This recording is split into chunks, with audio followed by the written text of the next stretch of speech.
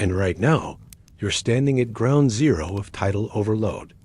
Imagine a realm that wasn't really an empire, wasn't particularly holy, and wasn't even very Ramong by the time it reached its most complicated stage. Yet here it was, churning out titles like a medieval label maker on caffeine. Elector, Count Palatine, Margrave, Archchancellor. Some of these titles overlapped, some contradicted one another, and many were created simply to reward loyalty, or, just as often, to keep rivals busy chasing status instead of real power. The emperor himself bore a mountain of titles. Holy Roman Emperor, King of Germany, Archduke of Austria, King of Bohemia, King of Hungary, Protector of the Faith, and Guardian of the Holy Sepulchre. Honestly, you're surprised he had room for a signature on anything. Historians still argue whether the inflation of titles in the Holy Roman Empire served to decentralize authority deliberately, or whether it simply spiraled out of control under centuries of dynastic insecurity. You're inclined to believe both.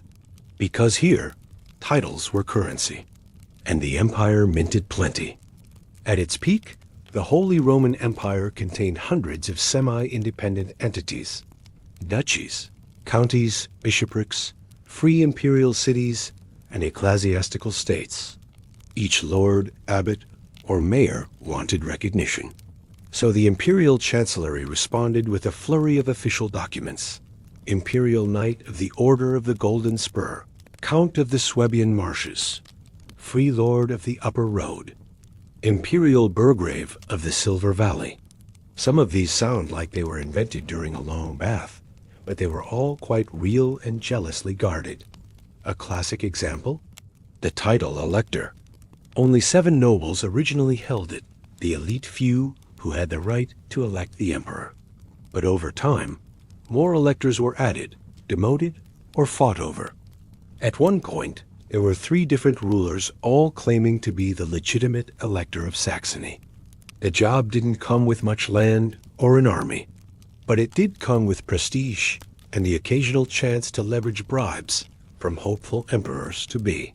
Then there were the prince-bishops. You walk past a stained glass window of one now. Gold robes, jeweled staff, a mitre sitting precariously on his carefully oiled curls. These guys weren't just church leaders. They ruled territory, collected taxes, and went to war.